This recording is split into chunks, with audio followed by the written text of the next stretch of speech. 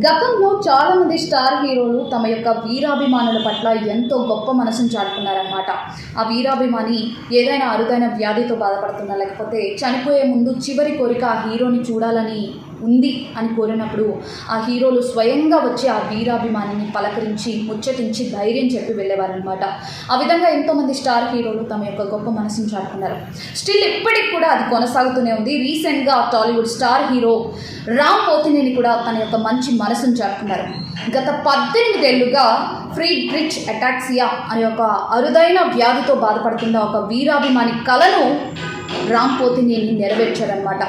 తనను ఒక్కసారైనా కలవాలన్న కోరికను తెలుసుకున్న రామ్ పోతినేని స్వయంగా అమ్మాయి ఇంటికి చేరుకున్నారు. సో అమ్మాయిని పలకరించి కాసేపు మాట్లాడి ధైర్యం చెప్పడం జరిగిందనమాట. సో దానికి సంబంధించిన వీడియో కూడా సోషల్ మీడియా మాధ్యమాల్లో వైరల్ అవ్వడంతో చాలామంది ఏమంటున్నారంటే రామ్ పోతినేని చేసిన పని పట్ల ఎంతో ఆనందం వ్యక్తం చేస్తూ ఉన్నారు.